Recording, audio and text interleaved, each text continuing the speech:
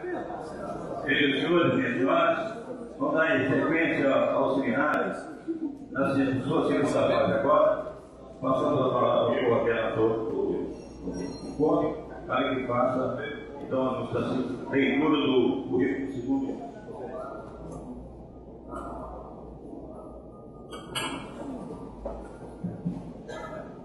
Bem, senhores, vamos agora à leitura do resumo do currículo vitae do general de exército Luiz Gonzaga Schreiber Lessa. É natural da cidade de São Leopoldo, Rio Grande do Sul, filho de Rosaldo Guzmão Lessa, de Maria Amélia Schreiber Lessa, tendo iniciado sua carreira militar na Escola Preparatória de Cadetes de Fortaleza, Ceará, em 52.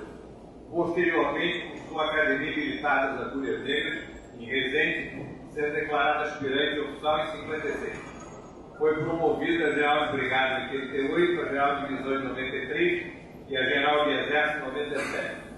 No decurso de sua vida militar, realizou os cursos de guerra química, biológica e radiológica e aperfeiçoamento de oficiais do Comando Estado-Maior do Exército, o Army Command and General Staff College e o Master of Military Art and Science, ambos em Fort Leavenworth, Estados Unidos, quando ele defendeu tese versando sobre a segurança militar do Atlântico Sul. É doutor em arte e ciência militar pela Escola de Comando do Estado-Maior do Exército. Na área civil, é bacharel em administração de empresas e análise de sistemas, tendo ainda realizado vários cursos de estágio na área de informática.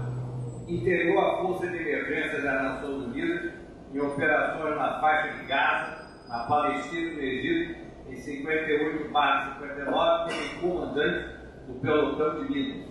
Como coronel, comandou o batalhão de guarda presidencial em Brasília e do leste militar em Brasília. Como oficial-general, além de diretor de informática, comandou a 6ª Região Militar, Salvador, a 1ª Região Militar do Rio e chefiou o Departamento Geral de Serviço em Brasília.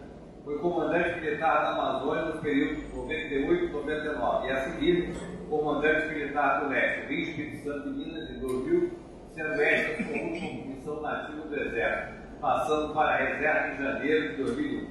Foi presidente militar no período 2002-2006. Integrou o Conselho de Desenvolvimento Econômico e Social vinculado à Presidência da República no período 2002, maio de 2007. É professor emérito da Escola Superior de Guerra e conferencista sobre temas ligados à Amazônia, Forças Armadas e à Segurança Nacional em várias universidades, curso naval, militar, aeronáutica, curso de serviços satélites, escolas militares, com destaque para mães da OI, ESA e SS. É irmão da Santa Casa de Misericórdia do Rio de Janeiro.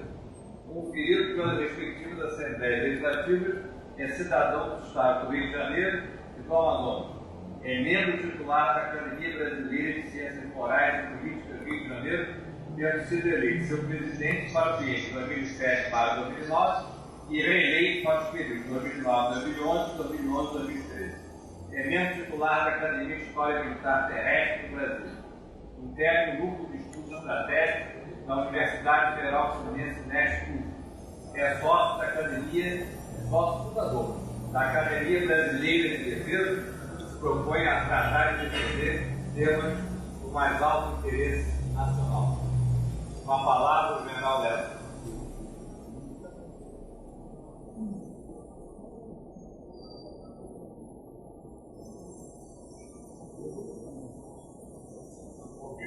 Bom dia, senhoras e senhores. Eu gostaria de destacar as autoridades que já foram denunciadas no início dessa palestra. Gostaria de ter a satisfação muito grande de estar partilhando esse seminário e agradecer ao seu coordenador, o nosso professor Marcos Cunha, e a satisfação grande de partilhar aqui no seminário com o nosso embaixador, Luiz Costa, depois que ele faz essa brilhante exposição que antecedeu. Eu vou, a proposta que foi feita e eu procurei buscar a ela bastante desprezo, foi falar sobre o componente militar na Amazônia. Logicamente, eu vou ter que falar antes desse movimento militar, apresentar algumas vulnerabilidades, algumas ameaças, e depois dizer que o seminário se propõe a apresentar soluções, o que não é fácil.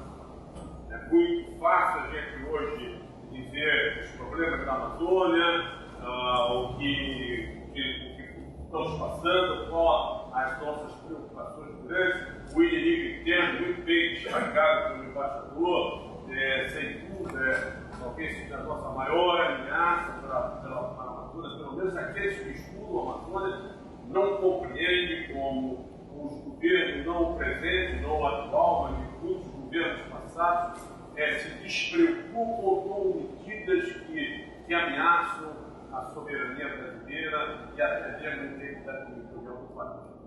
Então, eu gostaria de começar essa nossa conversa lendo uma reflexão, diria assim, da Estratégia Nacional de Defesa.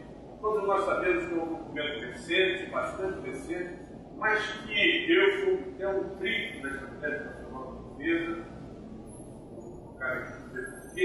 mas enfim, eu reconheço que ela fica bases para o futuro.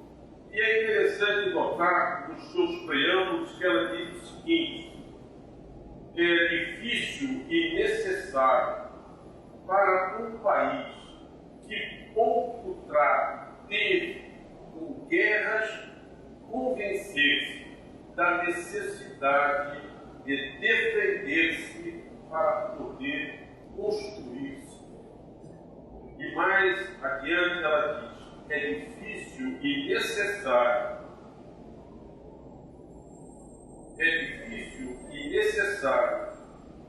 Para as Forças Armadas de um país tão pacífico como o Brasil manterem-se em meio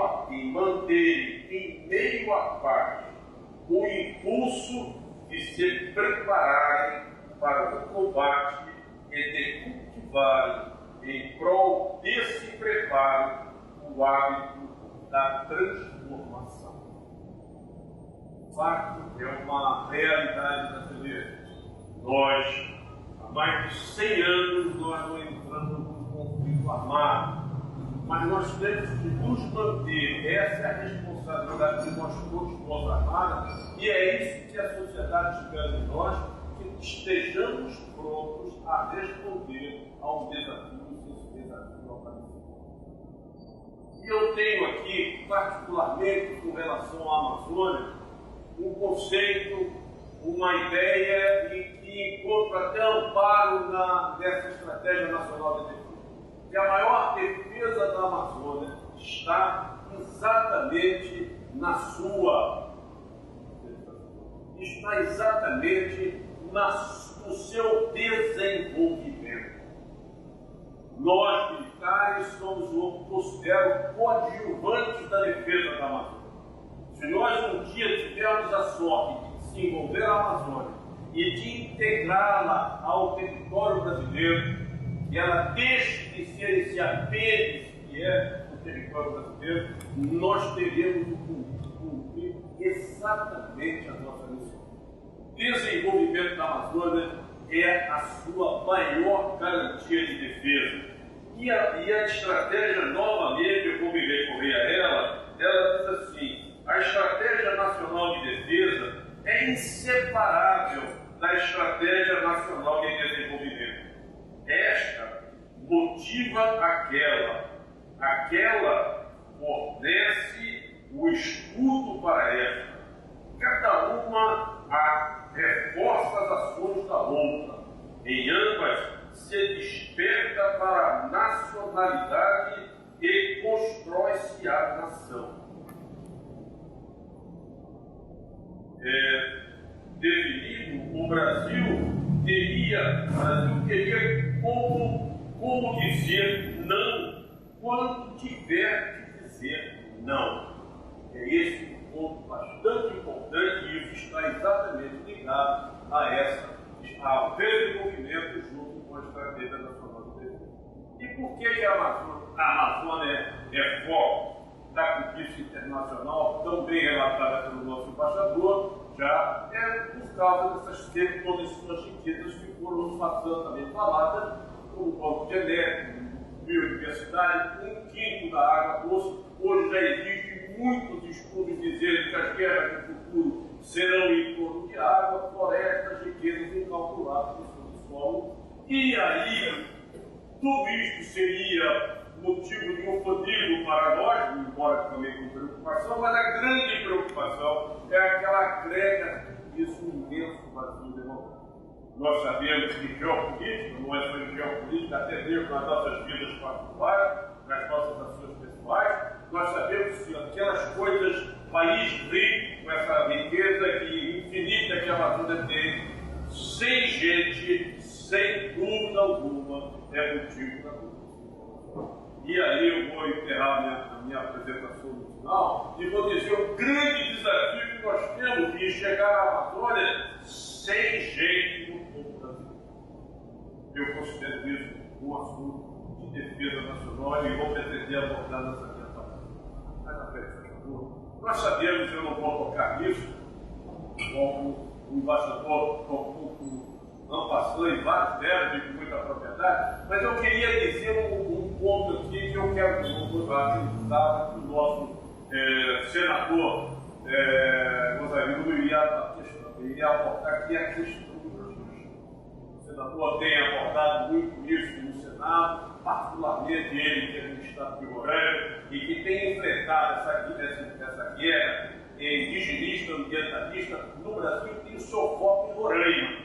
E ele tem defendido e defendeu muito, principalmente quando se tratou da demarcação da terra indígena Raposa Serra do Sol, e ele foi intransigente, opositor às teses do governo da época e que acabaram também, acabou sendo suplantado na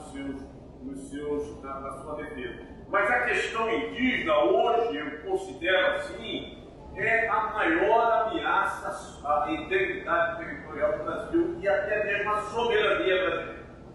E como foi bem enfatizado, os nossos inimigos internos estão por aí, esses inimigos internos incrustados em toda a alta administração do país, é inconcebível que nós tenhamos recentemente assinado, firmado em Genebra, uma declaração dos povos indígenas que compromete exatamente a soberania brasileira. Aquilo foi assinado em 2007, nós temos aí 5 anos apenas, não cabe aqui, eu não vou poder abordar isso, queria crer que eu imaginava que o nosso senador iria tocar nesse assunto, mas é de tamanha gravidade, ela deixa um mal-estar, um malefício enorme para a sociedade brasileira, que o STF tentou contornar numas resoluções, em 18 resoluções, mas que quero crer que isso nós vamos ter muito difícil para nós. Eu não vou abordar isso bem. Bem, o que nós dizemos que nós somos uma nação tranquila, uma nação que não temos inimigo, é bem assim. Nós convivemos com todos os nossos fronteiriços muito bem, mas é bom ver, por exemplo, na nossa periferia, o aumento do poder militar considerável da Venezuela, da Colômbia, do Peru, do Chile, narco-guerrilha na Colômbia, com uma forte pressão militar, em particular dos Estados Unidos, com o chamado Plano Colômbia, que tem dado muitos resultados lá para ele. O neopopulismo, essa praga que está na Venezuela, foi no Equador, está na Bolívia, está na Argentina, e que as motivações as mais diferentes possíveis, esse movimento autonomista da Bolívia, que já tem pouco tempo, cria-se que a Bolívia ia novamente se dividir aqui posição diplomática, que nós sabemos, nós não apoiamos, mas enfim, é um problema muito sério na Bolívia. Esse revisionismo do período militar, particularmente na Argentina, no Chile, na Bolívia, etc. Então, esses aspectos todos que aqui estão levam a uma grande instabilidade e até preocupações dos nossos relacionamentos. E, logicamente, na área interna, com os julgados turísticos, nós temos os problemas das terras indígenas, praticamente quase todas na chamada faixa de fronteira, se não nos nossos limites, exatamente nos limites, se não ali na faixa de fronteira. O problema de tráfico de armas e de drogas, eu vou tocar aqui porque eu considero isso hoje uma ameaça à segurança nacional e que o país não está enfrentando como devia. Os problemas dos brasilianos e dos brasiguais, que é constante preocupação da nossa diplomacia, absolutamente sem solução no momento. A hidrelétrica de Itaipu, nós vimos agora com esse problema do Paraguai, deposição do presidente, ela que foi construída para ser um fator de aproximação, muitas vezes ela se apresenta como um fator de tensão das nossas relações com o Paraguai, e o problema, as dúvidas sempre que a tríplice fronteira que nos acusam de movimentos de apoio que nacionais, brasileiros, argentinos e paraguaios dão de apoio particularmente aos palestinos e aos movimentos guerrilheiros de lá, terroristas de lá, como o Hamas, por exemplo. Essa acusação constantemente vem à tona. Então nós vemos que nós temos uma área tranquila, mas que de uma hora para outra pode sair dessa tranquilidade para o momento de uma tensão diplomática militar. Vamos à frente novamente. Então aí foi bem enfatizado por que a Amazônia é tão esquecida de nós todos. E eu não digo dos governos, eu tenho que colocar o dedo em nós todos, sociedade brasileira. Por que nós todos? Uma das razões, sem dúvida, é afastada dos grandes centros do poder. Inicialmente do Rio de Janeiro, São Paulo e mesmo de Brasília. Então nós temos uma tendência, quando digo nós, é o povo brasileiro, de dizer, não, aquilo lá é da Amazônia, aquilo está muito longe, aquilo ali é muito cheio de floresta, de índio, não sei o quê, e nós não sabemos realmente o que acontece na Amazônia. Infelizmente, assisti muitas palestras que eu feito no Brasil fora, o que me preocupa, na realidade, eu diria, era a ignorância que eu vejo na plateia, e muitas vezes são plateias selecionadas, e assuntos relacionados à Amazônia. Isso mostra realmente um desinteresse. E agora que hoje nós temos, na semana passada, o nosso secretário de Defesa aqui no Rio, fez uma declaração forte contra até Forças Armadas, porque ele diz o seguinte: nosso maior inimigo aqui no Rio é o fuzil automático. E o fuzil automático nós não produzimos. O fuzil automático não tem nesse país. Quase todas as nossas apressões são fuzis automáticos que saem de fora, ou seja, ultrapassam as nossas fronteiras aéreas, marítimas. Então vamos ver aqui a dificuldade disso, que é preciso ter cuidado, não. Porque todo mundo diz, como tem que controlar a fronteira, certo? Temos que controlar a fronteira. Sem dúvida nenhuma, essa é a tese. Vamos controlar a fronteira. Mas será que é fácil controlar uma fronteira de 11 mil quilômetros, que é a fronteira amazônica? O Brasil fosse quase 17 mil, mas 11 mil na faixa amazônica. Vamos dar uma olhadinha só para comparar com um país que é muito mais rico que nós, tem muito melhor recursos muito superiores a nós, né? Seja econômicos, seja militares, e que ele tem uma fronteira extremamente, muito tumultuada com o México. E qual é a fronteira dele? Tem esses 11 mil quilômetros, são 2.500. 2.500 quilômetros. E qual é a geografia dessa fronteira? Faz favor, à frente. Qual é a geografia? É isso aí, ó. Isso aí, para nós, seria uma sopa.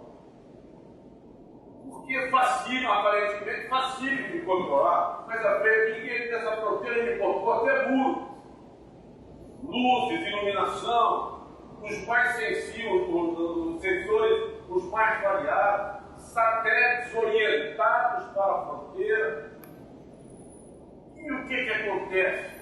Ela continua sendo permeável particularmente por tóxico, particularmente por arma e particularmente por gente. O americano tem hoje que 13 milhões, 12 milhões, 13 milhões de ilegais dentro do país dele. Ilegais que passaram, sem dúvida nenhuma, a maioria pela fronteira. Por essa fronteira que aparentemente é uma fronteira fácil. Ainda mais com essa pletora de meios. Vamos dar uma olhada nossa, veja a nossa, pega essa fronteira, coloca no. Ela pega o quê? O estado de Rondônia e um pouquinho do Acre. Essa é a fronteira dos Estados Unidos em relação à Amazônia. E como é essa nossa fronteira? Veja se não é. Veja como é que eu vou patrulhar isso.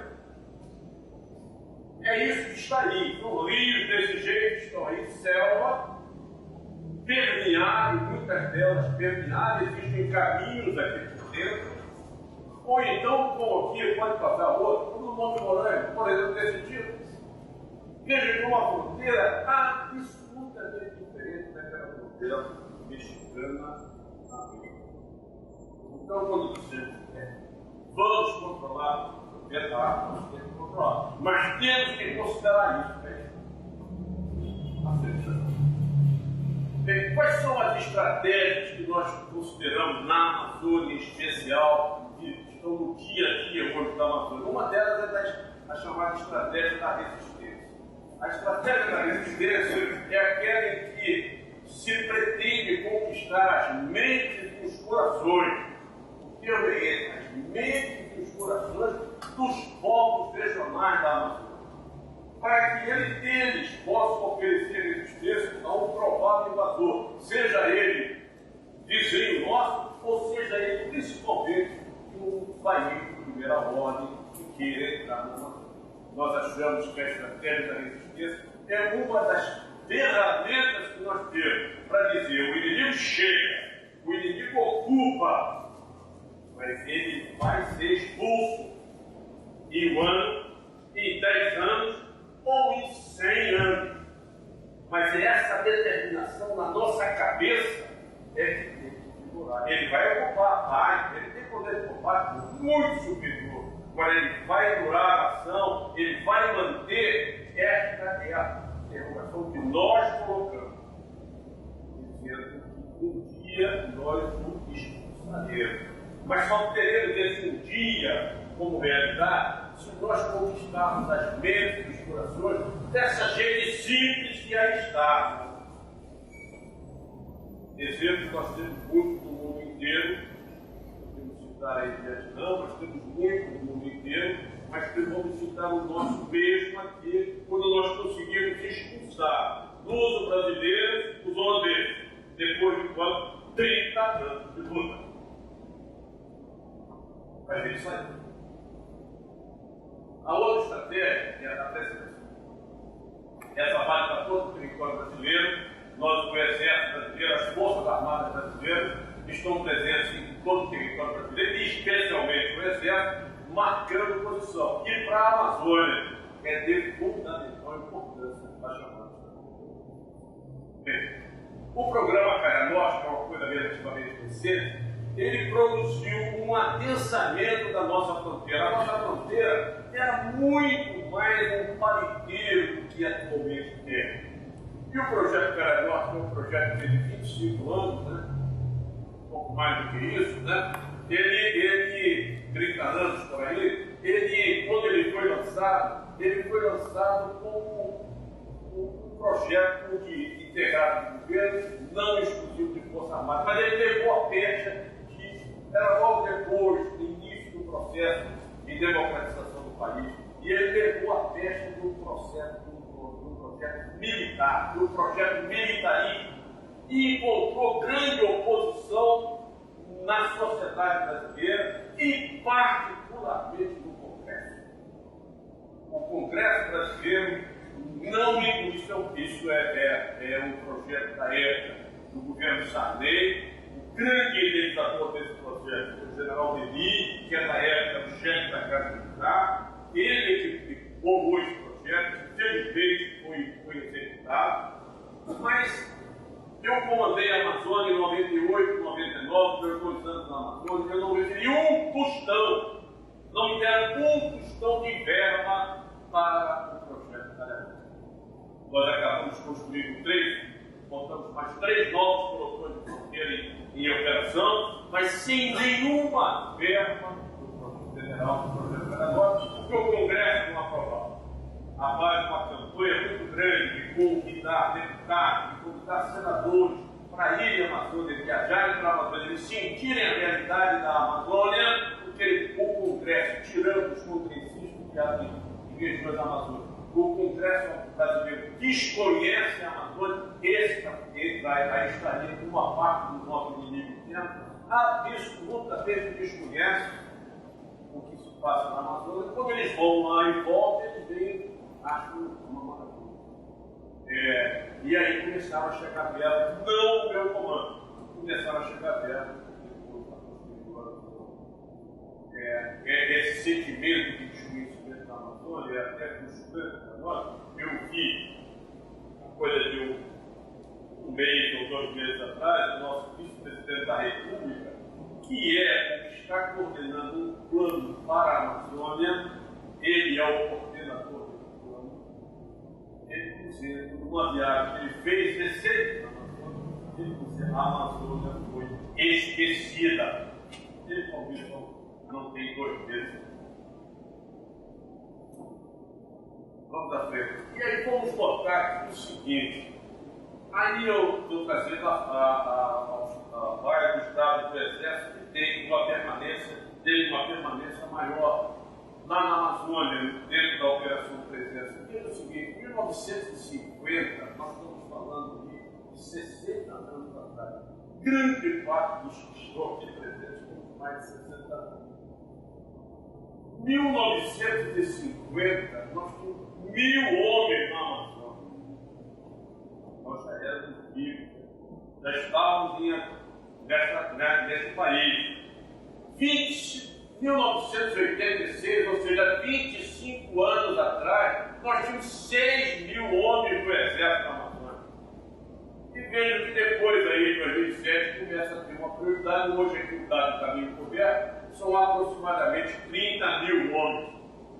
Mas será que é prioridade? Vamos botar a nossa autocrítica. Será que o Exército, no caso, eu estou falando do Exército, e estou falando do Exército aqui com o governo, ou o Estado brasileiro, realmente dava a prioridade da Amazônia, 60 anos atrás, 1.000 homens, 25 anos atrás, 6.000, mesmo agora, 30.000 homens. 30.000 homens é suficiente para a Amazônia. Hoje é uma grande discussão que se tem no Exército. Será que a Amazônia precisa de mais gente? Há uma grande discussão no Exército. Nós somos 200.000 no Exército.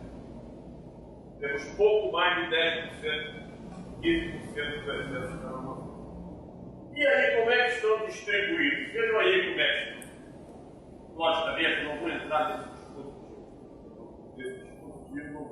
mas eu vou querer dizer o seguinte, senhoras e senhores, vejam que nós temos tropas na linha de fronteira e nós temos tropas mais em profundidade em todo o espaço amazônico. Essas tropas mais em profundidade operam como reserva para atender a qualquer ponto que se faça necessário para a nossa fronteira. Mas vejo na fronteira, aqui eu tenho na fronteira, hoje, 21 pelotões de fronteira. Uma ou outra companhia. O que é um pelotão? É um efetivo militar de uns 50 homens. 50 homens. Que lá vive em regiões muito ermas, com muita dificuldade de sobrevivência, com muita dificuldade, não é pouca não. No século XXI a dificuldade de sobrevivência é presente ainda. Às vezes falta gênero, energia elétrica é muito controlada quando tem os pelotões de fronteira. A realidade é de hoje. Estou falando do que? Lá, anos atrás. Bem, mas o que vejo aqui eu vou me ater desses 21 pelotões de fronteira, que eles marcam a fronteira, balizam a fronteira sob a forma de vigilância. É isso que eles fazem, vigilância. Fazem o papel dos antigos portos nossos, grande parte deles também distribuídos na fronteira. e vejam em seguida, não, aparentemente quem olha o mapa, poxa, mas tem um bocado de gente, tem aqui 122 organizações militares na Amazônia, né? Ocupando 56 localidades na ação de presença. Mas entre uma bandeirinha e outra, entre um pelotão e outro, a distância média é hoje de 400 quilômetros. Vocês imaginem, Rio, São Paulo, um pelotão do Rio, outro pelotão de São Paulo. E não vem mais ninguém. Nesse ambiente de selva, de rio, etc. Essa é a realidade de hoje. Depois do programa Carangola, a maioria desses pelotões, eu não vou entrar em detalhes, mas a maioria deles é do projeto Carangola. E ainda assim, vejo uma fragilidade na segurança. Aqui, nessa área das mulheres, que o nosso embaixador destacou tão bem, eu considero a área mais desguarnecida do Brasil, a área onde nós, brasileiros, não conhecemos o nosso território, não conhecemos. Essa área é absolutamente desconhecida. Melhorou um pouquinho de 2 anos para cá, mas só tinha uma fração aqui e a outra fração acolá. Isto aqui era mais de 1.000 quilômetros. Mais de 1.000 quilômetros entre 2 extremos, uma pequena fração militar. Muito pouco mudou nesta área. E a gente sente, quem está na Amazônia, sente que a Guiana Francesa tem muito interesse em nós. Muito interesse. Tanto é que elas asfaltaram todas as estradas deles, querendo dar prosseguimento à nossa Macapá e Apoque, que também tem processo de asfaltamento. Só que essa estrada Macapá e Apoque, o processo de asfaltamento, ela atrai o estado do Amapá não para Belém, como sempre foi a sua atração. Macapá sempre foi atraído por Belém, por Rio, pelo mar. Atualmente, quando essa estrada estiver pronta, Macapá e o estado do Amapá vai ser atraído para a Guiana Francesa e não para Belém. Dentro dessa geopolítica motiva preocupante. Vamos à frente dessa coisa. Eu tenho que falar em alguma coisa de fato, que a gente quase não escuta falar aqui. Mas as Farc constituem uma preocupação muito grande para quem está na Amazônia, seja no comando ou seja em qualquer fração da Amazônia. O que nós temos hoje na cidade de Farc, ainda hoje, 3 frentes, esses dados já foram sigilosos, eu vou abrir. 3 frentes, pode abrir, gente, por favor. Nós temos a frente amazônica, a frente 1 e a frente 16. Essas 3 frentes, particularmente a 16, esses dados podem estar muda sempre, efetivo, né? Isso pode estar um pouco desatualizado, mas o importante é que elas continuam atuando aí. Essa frente 16 foi a mais atuante. Por exemplo, Fernandinho Beiramar, que foi preso, estava aqui na frente 16. Quando ele foi preso. Batendo lá fora, contrabando de armas. Bem, onde é que estão elas estão inchadas dos rios que vêm da Colômbia. Então, o que acontece? É muito fácil elas saírem das suas áreas e penetrarem no território brasileiro em cidades da fronteira, como São Gabriel da Cachoeira, como Tabatinga, como Tefé, que aqui está, ou até mesmo em Manaus. E elas entram sim, só que entram descaracterizadas. Elas entram desarmadas, elas entram não uniformizadas, elas entram como se for um cidadão colombiano ou alguém que vem visitar o seu parente aqui no Brasil. É importante dizer que grande parte dos integrantes das Farc são de origem indígena que têm tribos do mesmo lado, do lado de outro. Então eu vou visitar o meu tio, vou visitar o meu pai, vou visitar o meu avô. E é perfeitamente não armados. Eles não portam arma, não portam uniforme. Mas entram a informação detecta se eles estão na área e retornam depois, porque particularmente suprimentos de pouco, alimentos, combustíveis, bastante, cimento e outros materiais que são necessários. Então, as partes sempre constituem uma preocupação muito grande para nós, e vamos ver o seguinte, no resumo delas, esse resumo a gente pouco vê por aí, as partes produziram na Colômbia um deslocamento populacional de 4 milhões de pessoas. Veja como uma população relativamente pequena, tem 4 milhões de desplaçados, como ele diz lá, é um problema muito grande para o país.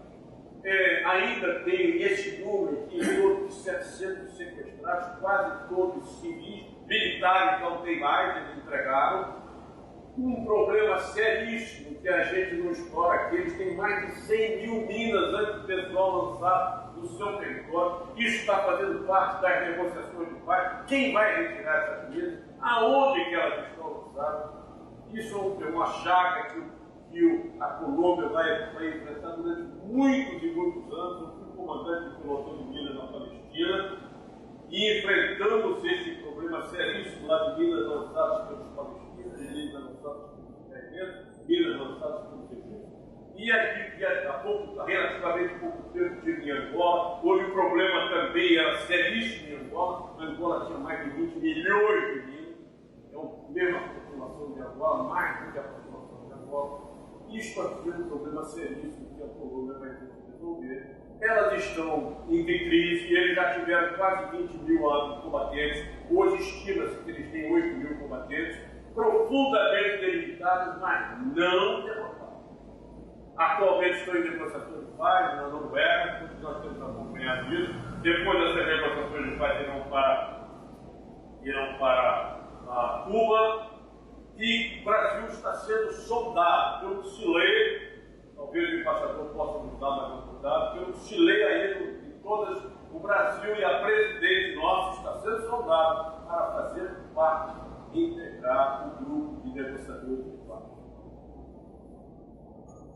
E aí agora eu quero entrar nesse problema que eu disse aqui na minha lista de eventos.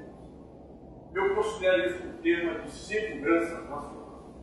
É um tremendo desafio brasileiro e nós não estamos encarando isso como isso. Além do seu poder de corrupção que é enorme, é um enorme desafio para a nossa sociedade. Ou nós fazemos alguma coisa e nessa alguma coisa eu vou expor meu ponto de vista, que não sei nem se as Forças Armadas pensam assim, mas eu imagino que as Forças Armadas não vão poder ficar fora disso, não vão. As polícias estaduais e a Polícia Federal não têm condições de enfrentar esse desafio.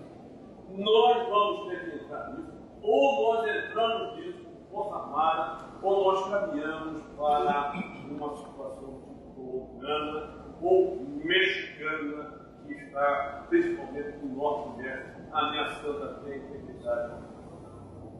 É um problema que eu considero seríssimo. Vamos ver. A Colômbia é o maior produtor mundial de cocaína, com 68 mil hectares de coca. Vamos ver o Peru. É o segundo maior produtor de cocaína, com 60 mil hectares de coca. Deve superar a Colômbia nos próximos anos, porque está plantando muito coca. A Bolívia, terceiro maior produtor mundial de cocaína, com 31 mil hectares de cultivo de coca. E vamos ver o Paraguai, é o segundo maior produtor mundial de maconha, atrás apenas do México.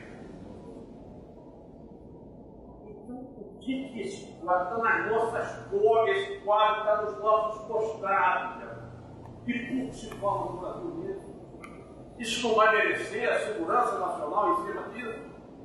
Querem ver aqui, no próximo slide, eu chamo as fronteiras da Amazônia de fronteira da cocaína. 100%, guarda esse número, 100% da cocaína do mundo está na nossa fronteira. 100% não, é 20%. 100%. E nós vamos ficar de mãos amarradas, não estamos falando em maconha, não estamos falando em maconha, estamos falando em cocaína. Então, as fronteiras amazônicas brasileiras, colombianas, brasileiras, peruanas, brasileiras, bolivianas, são fronteiras da cocaína. E por que são fronteiras da cocaína intensas e ativas? Porque hoje o território brasileiro é permeado em várias partes, é pelo norte, é pelo centro, é pelo sul, e rotas da cocaína, efetivamente em rotas da cocaína, que se destinam grande parte ao continente africano, à costa ocidental africana, mas que vão depois para a Europa. A Europa está consumindo, aumentando consideravelmente o seu consumo de cocaína. Uma parte dessas terras vão para a Venezuela. Hoje todos dizem que a Venezuela está se transformando num estado narcotraficante, se não toda a sociedade, todo o estamento governamental da Venezuela é comprometido com o tóxico, inclusive o ministro da Defesa. Isso está escrito aí em tudo que é lugar.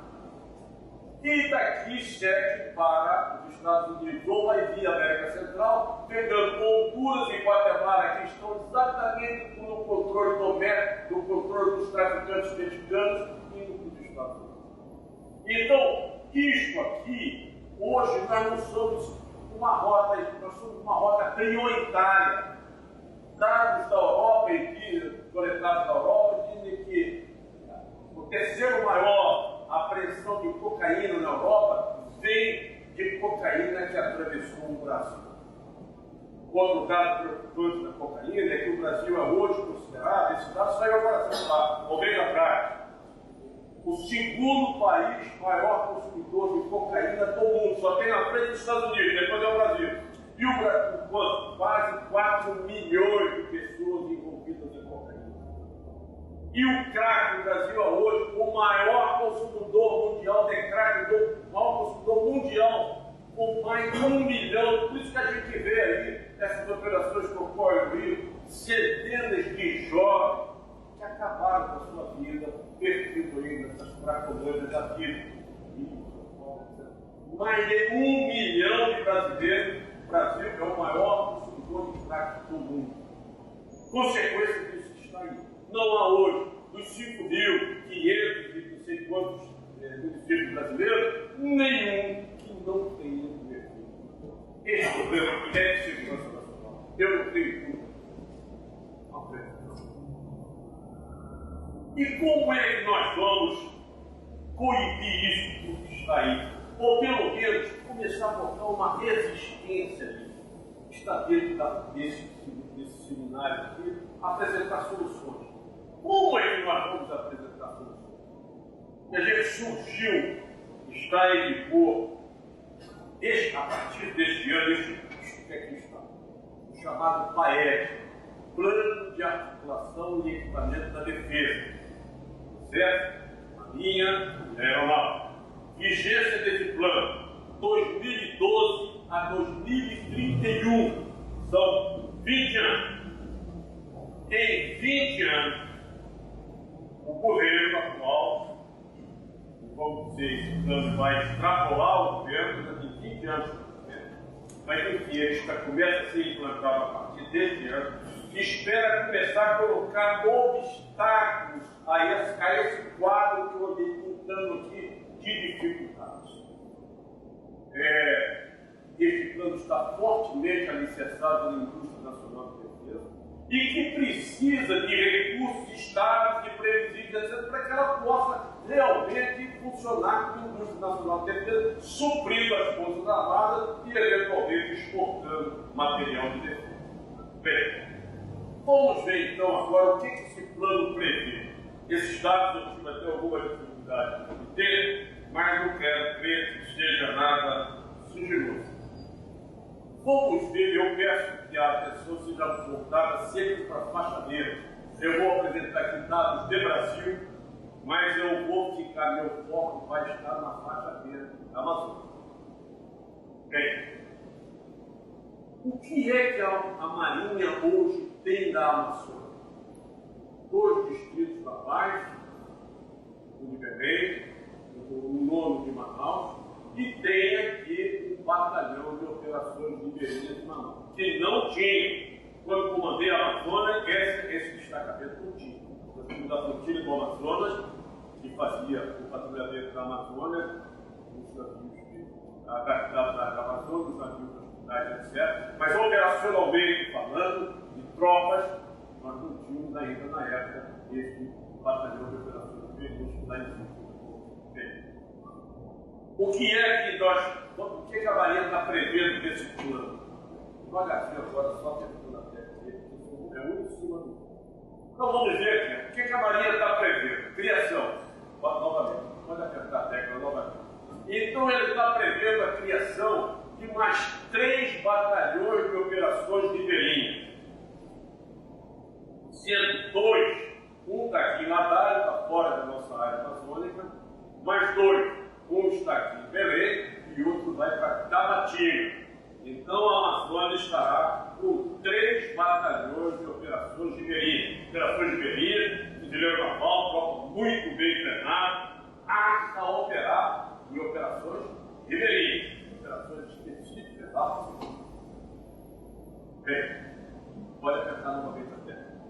Ela prevê uma base de submarinos aqui no Rio que vai ter implicações, sem dúvida, não diretamente, mas indiretamente, na operação do controle do Atlântico Sul.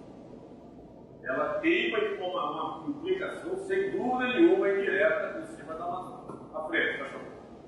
Ela prevê uma segunda esquadra, uma segunda divisão de anfíbia, no norte-nordeste. Não está muito bem definida essa área, mas possivelmente será no Maranhão.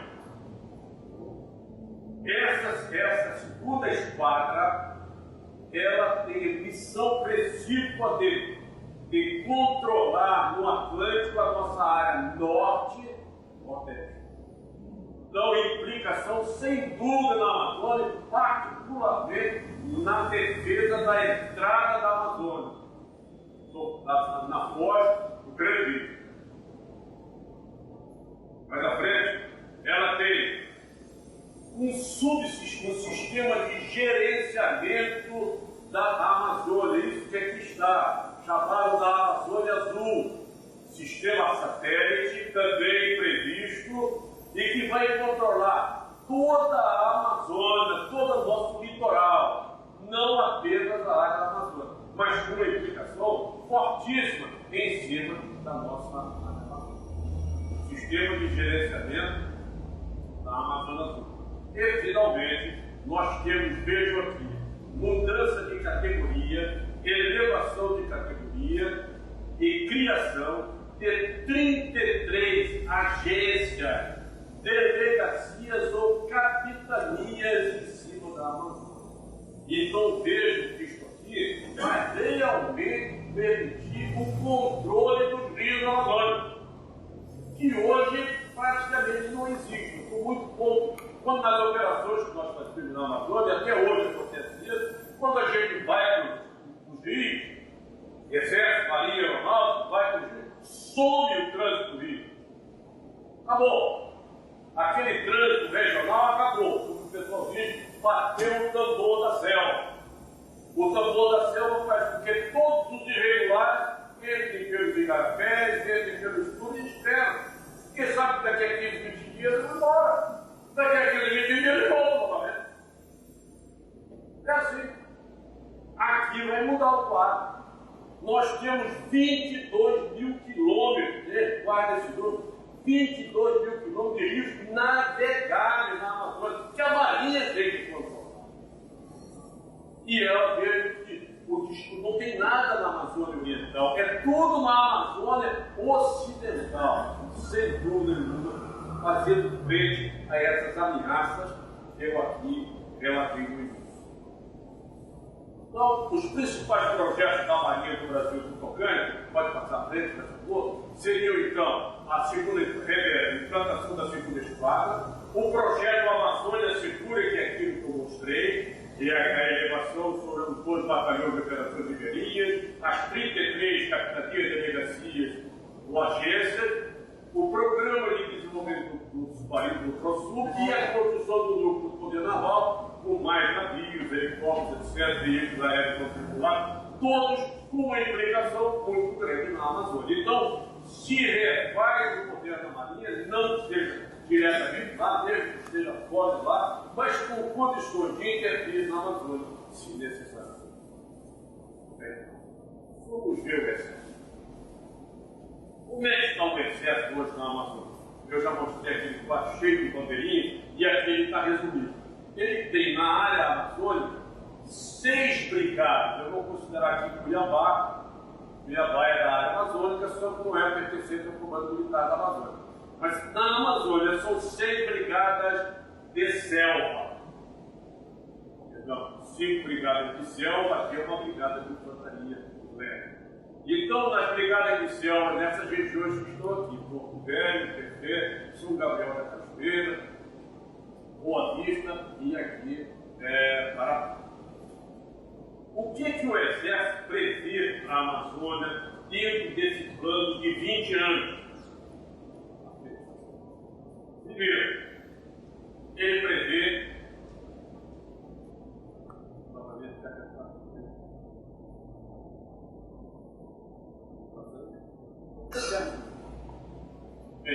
ele está prevendo a transformação dessa brigada que está, como disse, esquece o que está passando por aqui. Tá? Essa brigada, que é uma brigada leve de infantaria, ela vai se tornar uma brigada mecanizada. Mecanizada, quer dizer, com blindados sobre rodas, para patrulhar melhor essa fronteira de Mato Grosso, particularmente com a Bolívia. O terreno permite exatamente a utilização desse tipo de viatura militar. Qual é a primeira coisa? A transformação dessa brigada de infantaria em brigada mecanizada. Ela prevê ainda a transferência da brigada paraquedista que está aqui no Rio para os estudos já estão bem avançados. Estudos aqui para Anápolis. Em Anápolis, a Força Aérea também vai reforçar os seus meios de Anápolis. Então, aí, junto em Anápolis, vão estar meios aéreos e a brigada paraquedista capaz de ser empregada, desde que ela for para uma região central, em qualquer parte do país, mas com vocação amazônica. A brigada paraquedista sempre teve vocação amazônica e agora muito mais ainda. Bom lembrar que os forças especiais, a brigada de forças especiais, é uma brigada altamente selecionada no país para operações de forças especiais, sequestros, essas coisas todas que podem acontecer em âmbito nacional e internacional, ela está bem próxima também, ela está incluída. Bem, olha aqui mais ou menos, mais um quadro. Ela prevê a criação de 3 novas brigadas de selva na Amazônia. Uma na Foz, não está definido exatamente onde é que está, na Foz do Amazonas. Uma brigada de selva em Manaus e uma brigada de selva do Acre. Então vejam que as 5 brigadas que já tinham, com as 3 são 8. O que é uma brigada? Preciso dizer mais ou menos. Muita gente não sabe. Uma brigada é um efetivo ponderável de força do Exército, que junta artilharia, junta engenharia, junta logística, junta infantaria, engenharia, dá um efetivo de aproximadamente 3 mil homens, em torno de 3 mil homens. Então, o braço operacional da Amazônia vai chegando aí, o seu braço operacional, tira a parte administrativa, etc., seus 25 mil, 30 mil homens. E importantíssimo, cria aqui em Manaus um comando de aviação. O Brasil hoje só tem uma brigada de aviação que está em Taubaté. Vai criar uma outra brigada de aviação em Manaus, absolutamente necessária. Nada na Amazônia se faz, então seja pelo rio ou pelo ar, não existe estrada.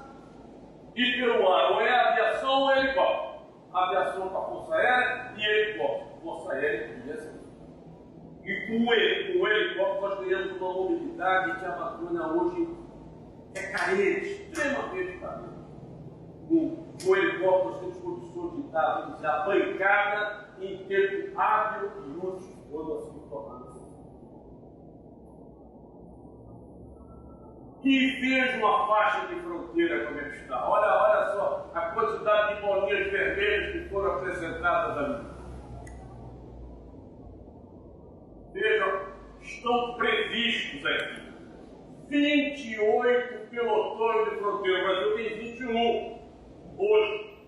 Vai colocar mais 28 cobrindo toda a faixa oeste e norte em particular. Tudo isto recoberto por um sistema de alta tecnologia que é o chamado SISPROM, Sistema Integrado de Monitoramento da Fronteira. Os satélites, os sensores mais diversos, todos os tipos de radares, visores ópticos e satélites, que vai falar com o da Marinha, com aquele da Amazônia Azul, que vai falar com o CIPAM, que vai falar com o SINDABRA, que é de defesa antiaérea, que vai falar com o controle do espaço aéreo brasileiro. Então, esses 4 grandes sistemas vão estar todos integrados para produzir o quê? Informações para permitir que a esse dispositivo reaja em tempo. Vamos à frente, por favor. Vamos ver a Força Aérea. Não, ainda em articulação. Como isso tudo está sendo planejado e começar a entrar em execução para chamar de estratégia Braço Forte, que tem 2 planos de articulação e de equipamento. Tem 4 programas, o chamado Amazônia Protegida, que eu já mostrei, o chamado Sentinela da Pátria, que eu não vou apontar aqui, que é o restante do Exército, o chamado Mobilidade Estratégica, que eu falei alguma coisa nela, e o chamado COBRA, Combatente Brasileiro. Aqui se prevê colocar o combatente brasileiro de meios altamente sofisticados, não apenas na Amazônia, mas em todo o território brasileiro, para fazer frente às necessidades de modernização e de reequipamento do Exército. Isso tudo era chamado de estratégia Braço Forte. Então, com 2 planos, 4 programas e 824 projetos. É uma coisa assim para durar mesmo dos 20. Isso está já em execução. Essa estratégia começou a ser treinada, começou a entrar uma coisinha em operação este ano na região de Mato Grosso, e o próximo ano é que ela vai fazer um piloto realmente de Mato Grosso. Na frente, vamos ver agora a Força Aérea. Como é que está a Força Aérea? A Força Aérea, o que tem a Força Aérea hoje na Amazônia? A Força Aérea tem a base de Porto Velho, a base de Manaus, a base de Boa Vista, a base de Belém. E tem o centro de lançamento de treinamento, o estande do tiro em Cachimbo, e lá nós temos a base de lançamento.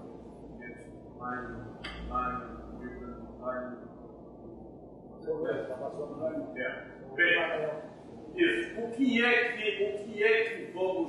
que é que a Força Aérea está prevendo neste plano de tempo? Primeiro, a criação de mais 3 bases, uma em Vilhena, outra em Iorimepê e outra aqui em cima em São Gabriel da Cachoeira, que praticamente já existe. Praticamente é mais avançado, inclusive tem mais serviço de estrutura e em extensão é a segunda pista de tudo da Amazônia. O que mais? Pode abrir mais, por favor. Ela prevê dotar essas bases com vetores modernos, particularmente desde que as estrelinhas vermelhas, onde é que estão nas bases que vão dar exatamente o combate a eventuais traficantes ou algum apoio se precisa. Aviação de caça, aviação de transporte e principalmente a aviação de asa rotativa. A parte de patrulha de salvamento está mais voltada para a nossa força. Ok? Vamos à frente. E aí o que temos? Que é um grande sonho da Força Aérea. A aquisição de aeronaves caça F-22, não é mais F-22, já entrou a nova proposta de mudança da estratégia nacional de defesa, é o FX-3, mas enfim, o sonho é o mesmo. A aeronave de 5ª geração de caça, se Deus quiser, vai conseguir. Desenvolvimento de aeronave de transporte, particularmente o KC-390, é um projeto que parece que vai muito bem, com grande aplicação teria no Brasil inteiro, desde na Amazônia, transporte de tropas, desenvolvimento de lançamento de veículos lançadores de satélites de Alcântara e a modernização do centro de operações. Pode passar, por favor. Então, o fortalecimento, pode haver por meio, por favor, o fortalecimento do poder aéreo se dará. Isso que eu acabei de dizer, pode abrir para mas aqui, ó, veículos aéreos não tripulados, que todas as três forças vão usar, já estão usando, aprestem, por favor. Helicópteros HC-25 já estão comprados, são 50 helicópteros, que levam em torno de 30 combatentes, e a aquisição de aeronaves patrulhas da Força Aérea também já estão compradas, algumas delas já estão até em operação, mas voltadas particularmente para o controle do Atlântico Sul. Ok, vamos dar frente. Então, como é que ficaria a Amazônia na articulação final? Vamos ver a Marinha, agora entrando a Aeronáutica e entrando o Exército. É essa a articulação final das três forças da Amazônia. Veja que é um quadro absolutamente diferente do que tínhamos no começo da Amazônia. Absolutamente. É da água, é 8,80. 8,80. A dúvida é, vamos cumprir isso em 20 anos? É esse o planejamento. Não há mais que discutir, o planejamento está aí. O planejamento está aí. Todos têm esse planejamento nas suas forças. Vejam que muda absolutamente o quadro. Ou seja, não é que nós vamos impedir que faça na contrata, não vamos impedir que faça errado, não vamos impedir que faça ou que alguém queira doar, mas vai ser muito mais difícil. Muito. Então, vamos ver aqui, vamos ver agora esse. Então, a dúvida é isso. Veja o seguinte, quanto esse plano custa? Quanto vai custar esse plano para a nação brasileira em 20 anos? Ele vai custar 564 bilhões de reais. Em que, vejam que a área do equipamento é 418 bilhões. É lógico, se fosse com absolutamente encaixado, tem que mudar tudo. É quase fazer uma nova força, é quase fazer um novo exército, uma nova marinha, uma nova. Só disso, vejam que exército e aeronáutica, exército e marinha estão mais ou menos equilibrados. 38%, 38%, assim por diante. E a maioria dos recursos é a médio prazo, de 2016 para 2023. Veja que dos 564, 265, ou seja, quase 50% é a médio prazo. Médio prazo do governo não é o governo Dilma. Quem é o próximo governo? Quem será o novo governo? Vai liberar isso que está aí? Com as necessidades todas do país, educação, saúde, saneamento, infraestrutura, essa coisa toda, será que nós vamos ter esse dinheiro? Essa é a grande pergunta. Basta tudo planejado para isso. No curto espaço de tempo. Porque também se botar em 100 anos não chega nunca. Ou se foi eu que tenho um prazo curto para chegar, ou então ficou o forte suporte da indústria. Eu vou concluir. E eu vou concluir com um assunto que também me preocupa muito, eu não sei se é agora ou se estou com essa preocupação. Ontem até eu sou presidente de uma academia e ontem nós tivemos lá uma palestra do Rodato Costa, que é bastante conhecido aí, o Rodato, sobre, ele falou umas coisas, enfim, integração latino-americana, e uma das coisas que ele falou foi a população e os dados que nós temos de população se opõem, se ele ajudaria e é preciso a gente colocar essa unidade de população, porque o mar está extremamente vinculado à Amazônia. Vamos ver. Vamos dar frente. Nós sabemos que hoje nós somos 7 bilhões de seres humanos. Éramos 1 bilhão há 200 anos atrás. Veja como esse mundo.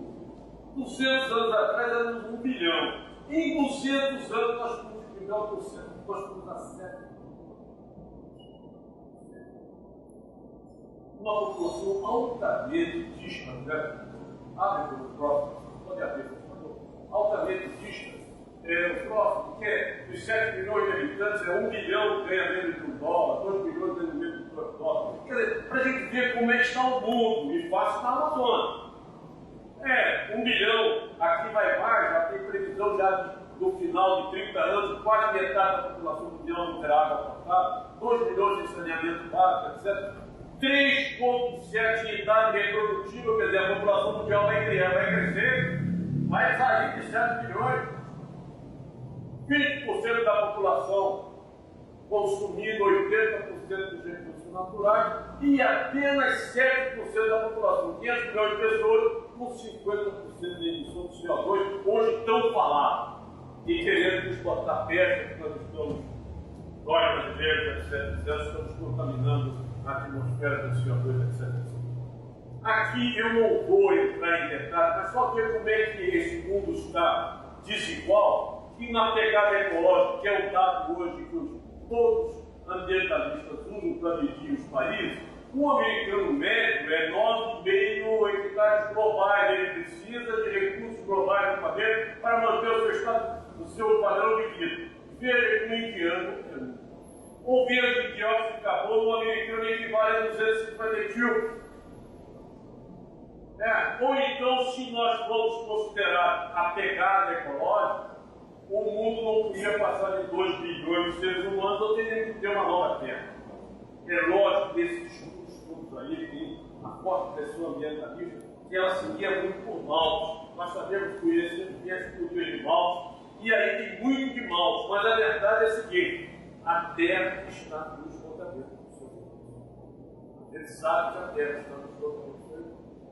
Quanto mais gente ela vai suportar, fica uma pergunta. Realmente, isso. Vamos à frente. E o Brasil? Como é que o Brasil se comporta? Vejam aqui. O que eu acabei de dizer, olha, em 2010 a 2050, por 40 anos apenas, gente, o mundo vai importar mais 2 bilhões de seres humanos. Nós vamos chegar a 9 bilhões de seres humanos em 2050. É uma loucura. Mas esses dados são estatísticos, projetores bastante confiáveis. E o Brasil, como é que está? Vamos ver o Brasil, como é que se comporta? Esses dados são todos do IBGE. Não estou inventando nada. O Brasil, olha que o Brasil começou o século XX com 17 milhões de habitantes. A gente não tem Nova Zelândia nisso. Começou o século XX com 17, terminou o século XX com 170 milhões de habitantes, multiplicou a sua população por 10.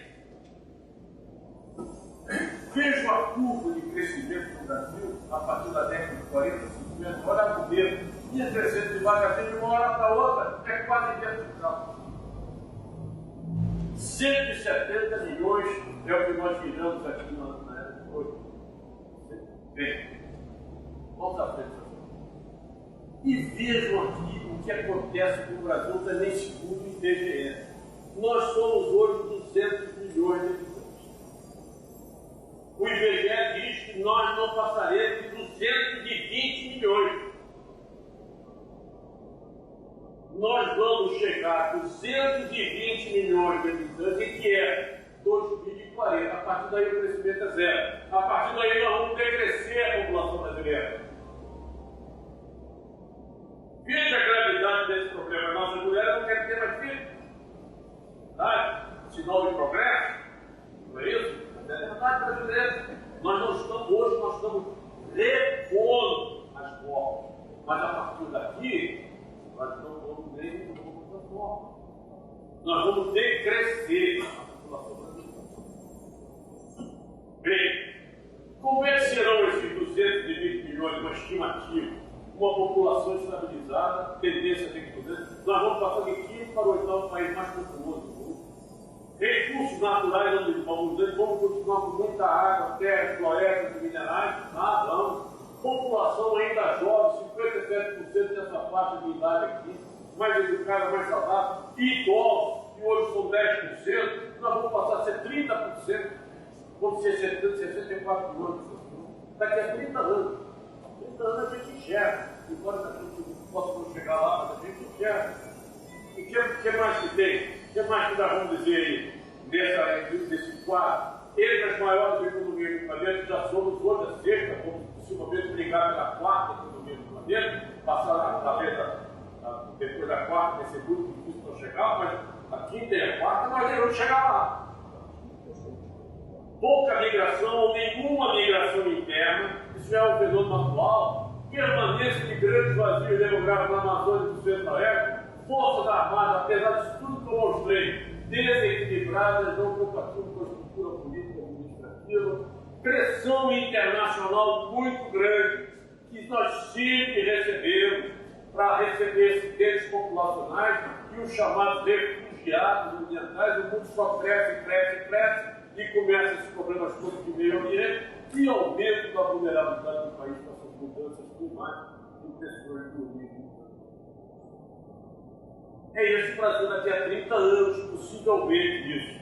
E aí veja o seguinte, esse mapa eu consegui há relativamente pouco tempo, lá da própria Presidência da República, e que é um mapa que mostra todo o deslocamento populacional brasileiro. Vejam que ainda nós temos a nossa costa altamente concentrada. Mas graças a Brasília nós empurramos, nós saímos da costa e vamos ocupar uma parte do centro. Mas veja a plancha branca que existe. Depois de 512 anos de Brasil, abre o próximo aí, por favor. Depois de 512 anos, pode abrir o próximo. Vejo aqui a Italia de Tordesilhas que o nosso embaixador também mostrou. Depois de 512 anos no Brasil, que nossos bandeirantes empurraram a nossa fronteira para cá. O Pedro Teixeira veio aqui, empurrou, chegou lá nas fronteiras, chegou dos contrafortes dos Andes, lá em Quito.